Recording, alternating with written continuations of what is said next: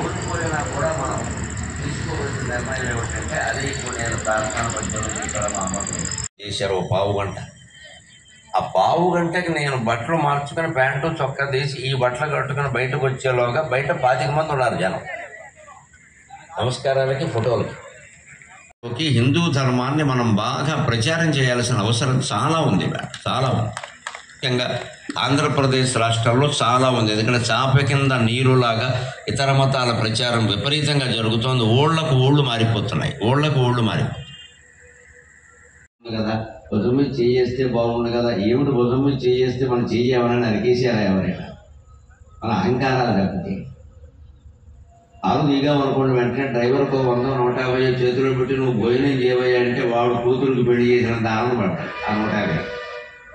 అది ఏమి అడగకుండా యజమాని వెళ్ళిపోయి ఎక్కడో పెళ్లి డిన్నర్కి ఎందుకు వెళ్ళిపోయి తను ఏదో తను ఉండి ఎప్పుడో 3 గంటలు పోయాక వచ్చి పోనీ రూపంలో ఉన్న నందీశ్వరుడు ఉన్నాడే, ఆయన తోక దగ్గర కింద భాగంలో ముట్టుకుని సరిగ్గా 2 కొమ్ముల మధ్య ఇలా 2 కొమ్ములు ఆనుకునేలా ఇలా 2 వేళ్ళు పెట్టి ఈ మధ్యలోంచి శివుడు చూడదు.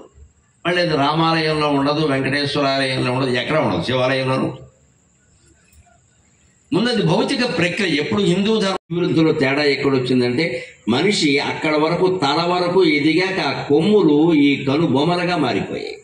జంతువుకు ఆ కొమ్ములు వచ్చాయి. అందుకే మనలో ఎవడైనా వెధవేషాలు ఇస్తే కొమ్ములు వచ్చాయండి. కొమ్ములు వస్తే జంతువుగా మారతాడు. ఆ కొమ్ములు రావడం దాని దురదృష్టం, దానికి జ్ఞానం లేకుండా పోయి అవి కనుబొమ్మలుగా మారడం మన అదృష్టం. మన జ్ఞానం కనుబొమ్మల మధ్యలో ఉంది, భూమధ్యంలో ఉంది. మొత్తం జ్ఞాన కేంద్రం ఏదంటే శరీరంలో భూమధ్యం. అందుకే హిందువులందరూ భూమధ్యంలో బొట్టు పెడతారు, పెట్టి తీరాలి ఖచ్చితంగా. బొట్టు పెట్టడంలో ఉద్దేశం. పిల్లలకి చెప్పండి, బొట్టు పెట్టకపోతే బడికి వెళ్ళొద్దని చెప్పండి. బడి వాళ్ళే ఎవరైనా బొట్టెట్టుకుంటే రానివాడు ఎదవబడి మాకు అక్కర్లేదని చెప్పండి. అందుకని వాళ్ళు చదువు బాగా చెప్తారు, అక్కడ చదివితే ఉద్యోగాలు వస్తాయి. మన ఆచారాలన్నీ నాశనం అయ్యాక ఉద్యోగాలు దేనికండి? ఎవరికి కావాలి ఇక్కడ? అంటే సంస్థ నాశనం అవుతుంటే ఉద్యోగాలు దేనికమ్మా? డబ్బులేనా ముఖ్యం ఎక్కడ? బొట్టు పెట్టడంలో ఊరికే బొట్టు పెట్టడం కాదండి, అదే సౌభాగ్యం అనేది వేరే విషయం. పెళ్ళి అయ్యాక సౌభాగ్యం. పెళ్ళి కాకముందు పెడుతున్నారు కదా. కన్ని పిల్లలు బొట్టు పెట్టరండి, మగాళ్ళు బొట్టు పెట్టుకోవాలి, అందరూ పెట్టుకుంటారండి. ఇందువల్ల ప్రతివాడు బొట్టు పెట్టుకోవాలి. ఎందుకు? బొట్టు పెట్టుకున్నప్పుడల్లా మనం అద్దంలో చూసి ఇగో నేను పెట్టుకున్నాం, ఇవాళ పెట్టుకున్నాం, 20 ఏళ్ళ బట్టి పెట్టుకుంటాము, 40 ఏళ్ళ బట్టి ఎందుకు పెట్టుకోవడం? ఇక్కడ ఆజ్ఞాచక్రం ఉంది. ఆజ్ఞాచక్రం అంటే కమాండింగ్ సెంటర్, మెదడు కేంద్రం. ఇక్కడ మెదడు ఉంటుంది కానీ ఇక్కడ ఉంటుంది, ఇక్కడ దాని కేంద్రం ఇక్కడ ఉంటుంది.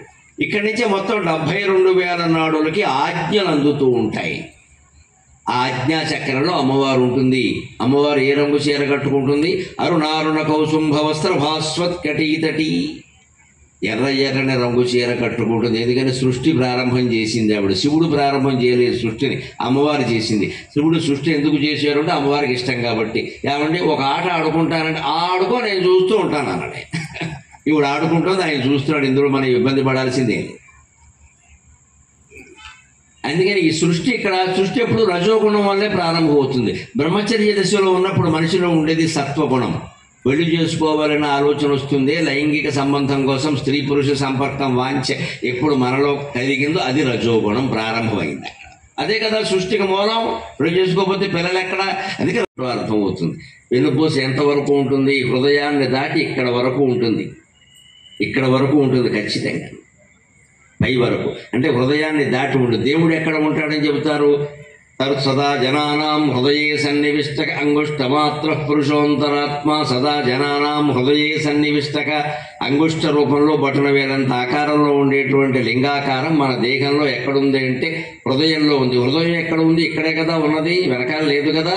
అంటే ఈ హృదయ స్థానం కంటే వెన్నుపూస ఇంకా పైన ఉంది. అందుకే ఊళ్ళో గర్భగుడి కంటే ధ్వజస్తంభం ఇంకా ఎత్తుగా ఉంటుంది. అంత రహస్యం ఉంది దేవాలయం. ధ్వజస్తంభం ఎత్తుగా ఉందంటే ఉద్దేశం అది. ధ్వజస్తంభం ఎప్పుడు గుళ్ళో శివలింగం కంటే బాగా ఎత్తుగా ఉంటుంది. ఆ ధ్వజస్తంభం మన శరీరంలో ఉండే వెన్నెముకకి సంకేతం. అందుకే ధ్వజస్తంభానికి మీరు గమనించండి, జాయింట్ చేసిన కర్రలు పనికరు. ఏకాండి కర్ర కావాలి, ఏకాండి కర్ర కావాలంటారు. అవసరమైతే తమిళనాడు అడవులు పెడతారు, కర్ణాటక పెడతారు, ఒరిస్సా పెడతారు.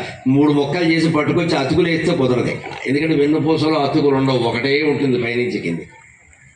అది ఆ యోగ సాధన నువ్వు చెయ్యాలి. అందుకని నందీశ్వరుల మౌచున ఆట్యమాడ మనం కొలువగా నందీశ్వరుడు ద్వారా శివుణ్ణి ఎందుకు చూస్తున్నాం అనే విషయం అర్థమై ఇంటికి వెళ్ళి యోగాభ్యాసం చేయాలి. గుళ్ళో కుదరదుగా, గుళ్ళో అందరూ వస్తారు, నువ్వు ఆసనాలు వేస్తూ ఉంటే అలాగా.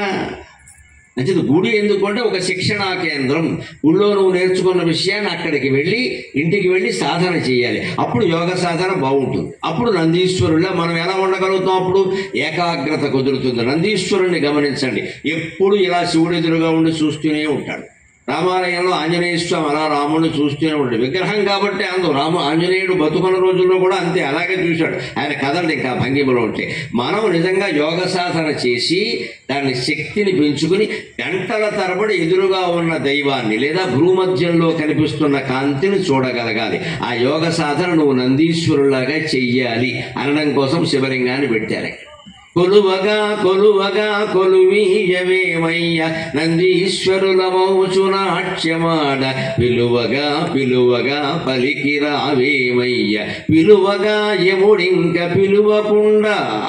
మనం పిలువగా దానే ప్రాణాయామం. ఆయామం అంటే వెడల్పు, సాగదీయడం. ఆయామం ప్రాణవాయువును సాగదీయడమే ప్రాణాయామం. ప్రాణవాయువుని ఎంత నెమ్మదిగా పీలిస్తే, ఎంత నెమ్మదిగా వదిలితే అంతగా మన ఆయుర్దాయం పెరుగుతుంది. ఆయుర్దాయం ముందు ఖాయమే ఉంటుంది. ఏదో 70 ఏళ్ళు 80 ఏళ్ళు అంటారు. అది సుమారుగా లెక్కే. నువ్వు దాన్ని పెంచుకోవచ్చు, తగ్గించుకోవచ్చు. అది నీ చేతుల్లో ఉంది. ఆయుర్దాయం పూర్తిగా ఏం మారదండం పొరపాటు. మారదని ఎక్కడా లేదు, మారుతుంది. యోగాభ్యాసం చేస్తే ఆయుర్దాయం 10 ఏళ్ళు పెరుగుతుంది చేసిన దాన్ని బట్టి. లేదు బీపీ షుగరు అన్నీ వచ్చేసి ప్రతిదానికి